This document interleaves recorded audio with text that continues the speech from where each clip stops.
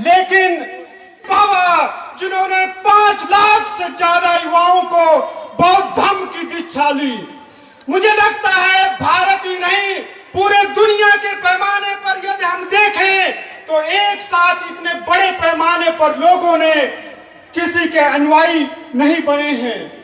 यहां पर मैं कुछ बातों की तरफ इशारा करूंगा और हमारे बीच में माननीय बामन मेश्राम जी आए हुए हैं, वो लोग हम लोगों को विस्तार से बताएंगे। आखिर हमें विरासत बचाने की जरूरत क्यों है? 84,000 स्तूप भारत की इस भूमि पर कहां समा गए? जहां भी खुदाई होती है बुद्ध ही निकलते हैं, और जब जब दुनिया में युद्ध की बात होती है तो बुद्ध के ही विचार याद आते हैं। हम इस बात को कहना चाहते हैं, आप सभी लोग जानते हैं राजेंद्र प्रसाद सिंह, जिनका बुद्धिज्म पे बहुत बड़ा रिसर्च वर्क भी है। यकीनन चाहे यूपी की धरती हो या महाराष्ट्र की धरती हो या साउथ की धरती हो, कहीं भी खेतों से लेकर के मकान जब भी बनाए जाते हैं तो जब भी खुदाई होती है तो बुद्ध की ही मूर्तियां मिलती हैं, बुद्ध के ही पत्थर के स्टैचू मिलते हैं। हम इस बात को कहना चाहते हैं कि आज के समय में जिस तरीके से संविधान पे प्रहार हो रहे हैं और खासकर विश्वविद्यालयों में जिस तरीके से विश्वविद्यालय पे मैं बात करूं उससे पहले बाबा साहब ने जो कहा कि बौद्ध धर्म मुझे क्यों पसंद है, इसके बारे में बीबीसी लंदन से 12 मई 1956 में बाबा साहब ने एक भाषण दिया था और उसमें ये कहा था कि उनको बौद्ध धर्म इसलिए पसंद है क्योंकि बौद्ध धर्म समता, स्वतंत्रता, बंधुत्व के 3 सिद्धांतों पर आधारित है जो अन्य धर्मों में नहीं है। अन्य सभी धर्मों में आत्मा, ईश्वर और मृत्यु के बाद जीवन के सिद्धांत का समावेश है, लेकिन बौद्ध धर्म किसी भी अति प्राकृतिक अथवा चमत्कारिक शक्ति में विश्वास नहीं रखने की शिक्षा देता है। बौद्ध धर्म बंधुत्व और समानता की शिक्षा देता है। इस प्रकार बौद्ध धर्म की प्रवज्जा अति प्राकृतिक शक्ति और चमत्कार में विश्वास नहीं करता है। करुणा और समता के सिद्धांतों ने मुझे इसे अपनाने के लिए विवश किया। विश्व समाज को यही 3 सिद्धांत बचा सकते हैं, ना कि आत्मा और ईश्वर की अवधारणा।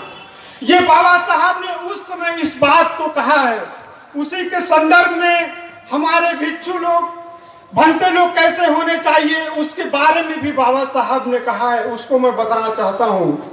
उन्होंने कहा बहुत सारे खाकर पड़े रहने वाले आलसी भिक्षुओं की अपेक्षा कम ही भिक्षु चाहिए, परंतु उच्च शिक्षा प्राप्त हो, कला विज्ञान और दर्शन में प्रांगत हो, भिक्षु संघ में जीसस को मानने वाले क्रिश्चियन पुजारी का गुण होना चाहिए। संपूर्ण एशिया महाद्वीप में क्रिश्चियनिटी सिर्फ शिक्षा और स्वास्थ्य सेवा के जरिए फैली है। प्राचीन समय में भिक्षुओं के लिए जन सेवा आदर्श होता था। नालंदा और तक्षशिला जैसे विश्व प्रसिद्ध विश्वविद्यालय भिक्षुओं द्वारा ही चलाए जाते थे। आज के भिक्षु को पुराने संघ की ओर अनिवार्य रूप से लौटना होगा।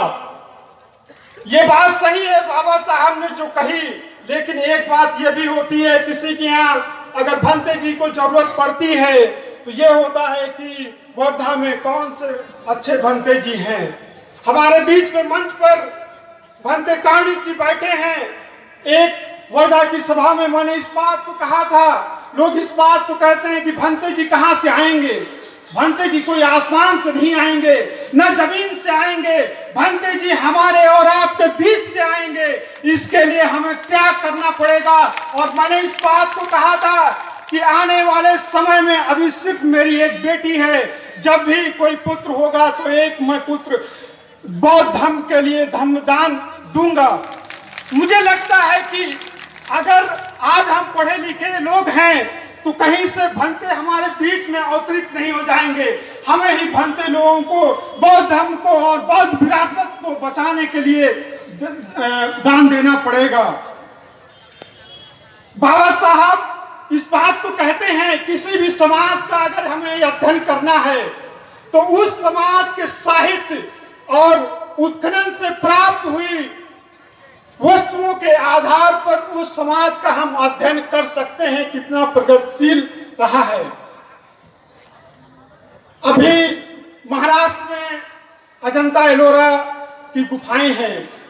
1819 में जॉन स्मिथ ने जब उसको खोजा, और भारत ही नहीं मुझे लगता है पूरे दुनिया के लोग आज अजंता एलोरा को देखने के लिए आते हैं। बात यह हो रही थी कि यहाँ पे मात्र 6 या 7 किलोमीटर पे पवनार है, और पवनार में जैसे ही हम जाते हैं विनोबा आश्रम की तरफ, उस गेट पर तथागत गौतम बुद्ध की पद्म पाणि की अवस्था में उन्होंने पढ़ा भी होगा, लेकिन मैं उसका यहाँ पर जिक्र करना चाहता हूँ। 2018 से 22 में जो नियुक्ति हुई है उसमें 79% जो है जनरल यानी कि उच्च ब्रू समाज के लोग हैं। ओबीसी के मात्र जनरल के यानी कि 424 हैं, ओबीसी के 56 यानी कि 11%, माइनॉरिटी के 14 यानी कि 2.6%, एससी के 15 2.8 और एसटी के 1.3। ये पूरा एक डेटा है।